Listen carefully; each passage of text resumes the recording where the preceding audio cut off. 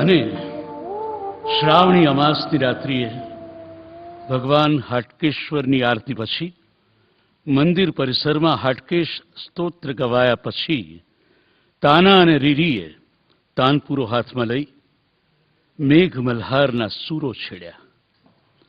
વાતાવરણમાં ઘામ વર્તાતો હતો. રાત્રિનો પ્રથમ પ્રહર હોવા છતાં અસહ્ય તાપથી વળેલી ધરતીના હૈયામાંથી વરાળો નીકળતી હતી.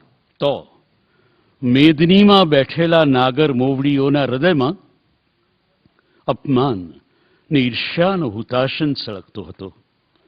તાના રીરીની પાછળ બેઠેલી નાગરણો ને વડ વગરની સ્ત્રીઓના ઘૂંઘટની પછીતે પણ હૈયાના થડકારા સંભળાતા હતા.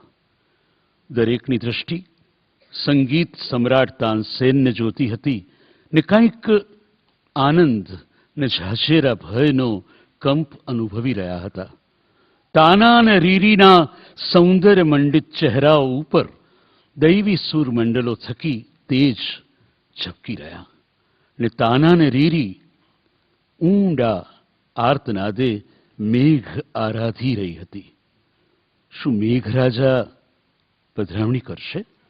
સૂકીને વેરાન થયેલી ધરા મેઘ મલ્હારના સૂરના હાથ ઊંચા કરી મેઘને જાણે મનાવી ન રહી હોય.